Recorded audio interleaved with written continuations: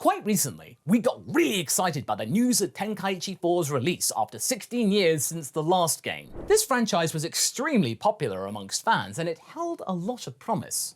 The hype seems to be even surpassing the one related to the original FighterZ announcement from, wow, was it already 6 years ago? But today, we're going to be talking about something that happened much earlier, something close to Hav's heart that we would like to share with you. Because before the likes of FighterZ and Tenkaichi were even ideas, one series had to be the thing to spark, the original one. Today, we're going to be talking about the first proper DBZ fighting game series there was, the Butoden series. Or rather, it's the SNES part, as it spanned multiple platforms and this era was kind of special in a way. Of course, the games were published by Bandai, duh, and developed by Tosei Co. Limited, also known as Tosei Software. Their adventure with Dragon Ball started with Dragon Ball Z's Super Butoden.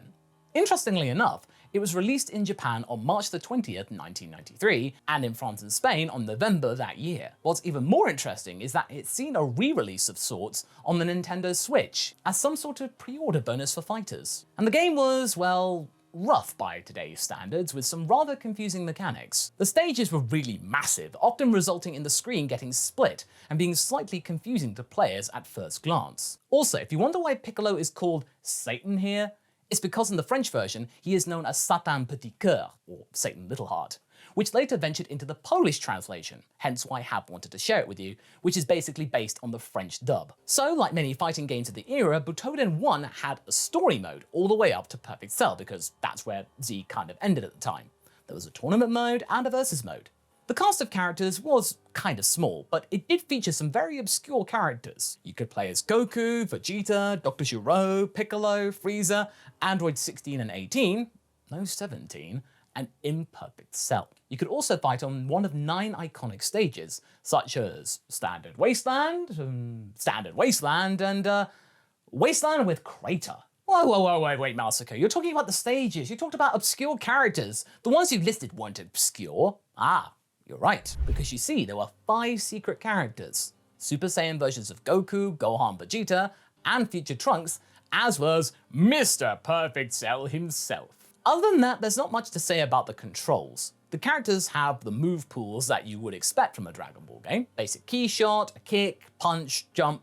But one interesting thing was that charging ki was done by blocking attacks or doing that kind of thing in the air, moving around, which is kind of awkward in the long run. But all in all, from today's point of view, this entry to the franchise is pretty forgettable from a modern standpoint. But there is one fun Easter egg that we would like to talk about and share with you. If you went through the game on difficulty levels 3 or 4 and played characters in a certain order, Mr. Satan would appear to fight Cell as a playable character, only to be one-shotted by Cell before the fight even began. The second time you try to select him, he will complain about his stomachache and not compete. Still, as unremarkable as the game might seem today, it began the idea of a franchise based around the Dragon Ball fighting craze. Considering that the next part of the series was released a mere 9 months later and was already vastly improved over its predecessor, you could see that the genre was here to stay. It had staying power. Fighting games and Dragon Ball seemed like a pretty natural combination. Super Butoden 2 from December 17, 1993 covered the events of the late Cell saga,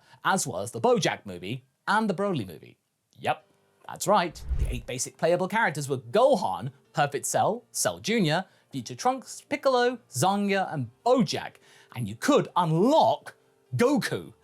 And for the first time, Broly. Also, for some reason in the French version, Broly, Zangia, and BoJack were renamed Tara, Aki, and Kujila, which weren't their official names in the localization, by the way. Odd choice, but okay. The story mode was pretty interesting, as you could use different characters to see different results. And it was less linear than the previous one, although the French translation was allegedly very clumsy. Characters were faster, charging ki was introduced properly, using specials did not require the use of ki, but rather it kind of exhausted you if you hadn't built up enough stamina. Also, some of the special blasts could be used in weaker close-up versions. Overall, an improvement. It's also worth noting that before the next official sequel, we would see a release of a Dragon Ball Z game on the Genesis and Mega Drive in April 1994. I mean, talk about April Fool's gifts. The story was kind of loose, as it seemed, for example, that 18 was already married to Krillin when he tried to defend her from Cell. But yeah, it had 11 characters this time, including everyone's favorite Krill Dog, as well as Jason Raccoon, to add to the roster of the standard crew. We shall move on to September the 29th, 1994 for the third entry in the franchise that was seen as many as a misstep in the series. As you can imagine from the cover, it was following the events of the Buu saga, or it would if it had a story mode. While it was received positively in terms of overall gameplay, many people felt that it was a really weird thing to have such a defining feature of the series gone. The game had 9 playable characters: Goku, Gohan, Goten, Trunks, Majin Vegeta, Android 18, Shin of all people, Deborah, Majin Buu, and future Trunks as a hidden character, 6 Saiyans, and no Piccolo. And also Goten and Trunks just played like weaker versions of their fathers, so why would you play them? Generally speaking, it wasn't that different from its predecessors. Charging Ki was even faster, and the graphics seemed even more colourful to really further utilise the efficiency of the SNES, but other than that, it was still relatively slow. Honestly, this sluggish pace is kind of a thing with this series. It's like a series style, a foible. But at the time it was received well. But today it's looked upon as this slightly weird black sheep of the family. Also, future Trunks is the only character in the Japanese version who has his name written in English, most likely to avoid confusion with his present version. For the next and final installment in the SNES history of the franchise, we would have to wait until 1996, but before that, Tosei Software released 2 different titles: Ultimate Battle 22 for the PlayStation, which was released in 1995. It was quite infamous among the viewers, despite its absolutely huge cast of characters, of 22 at the start, hence the name, and 5 more being locked away. It was also the first Dragon Ball fighting game to have 3D arenas.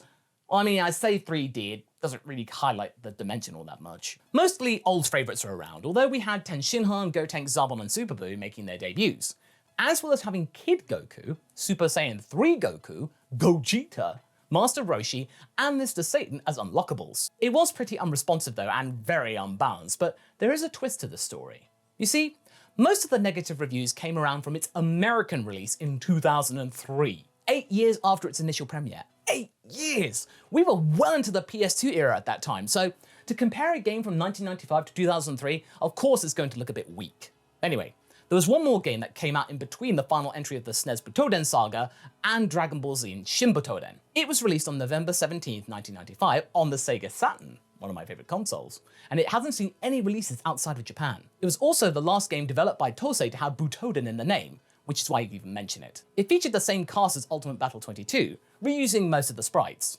It had your standard battle mode, story mode, group battle mode, when you could create groups of 5 characters, tournament modes, and something called Mr. Satan mode. It tells the story of Mr. Satan trying to pay off his debt to 18 by earning his money from bets at the Jaguar Dome.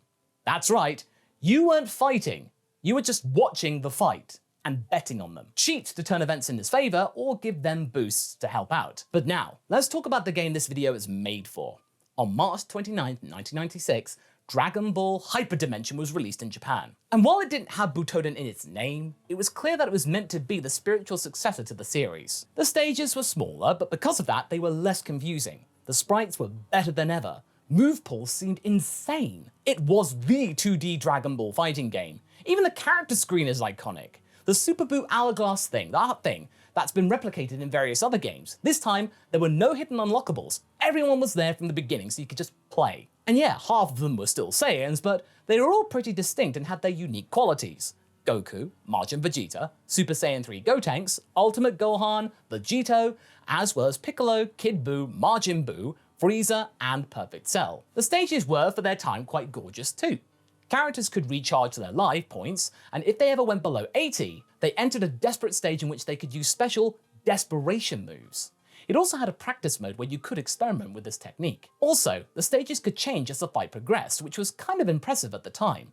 But there was one problem. The European version, more likely the French one, didn't have a story mode. Yeah, that's right, it was just scalped off for some reason, so people wanting to play all of the major battles had to, well, seek out the fan translations of the Japanese version, which was a gigantic shame as it surely affected the reception of the game in the West. Still though, it was a very iconic production and the first Dragon Ball game for many people who were around for the early emulation craze of the early 2000s. The final Dragon Ball game by Tosei was released on August 21st, 1997.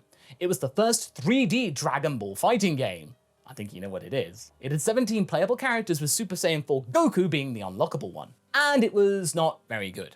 Kinda janky, slow, with pretty weird camera movements. Also, the backgrounds were not really good. It's not a fitting parting gift from a company that introduced the fighting game genre to Dragon Ball. There were two more Butodens after this, developed by Bandai Namco and Game Republic, and Arc System Works' Dragon Ball Kai Ultimate Butoden for the Nintendo DS and 3DS respectively. Both were generally liked by the players and were able to bring the Butoden name back to its former glory. Kind of. So remember, whenever you play your FighterZ, your Supersonic Warriors, or your Budokais, it all started with that charming but clunky and slightly slow series. With all of the playground rumors that Tara is totally a separate entity from Broly, from people trying to unlock Super Buu in the Hyper Dimension game, and that one kid who knew how to unlock Future Trunks in Butoden 3 but never told anyone. Simpler times, my friends. Simpler times.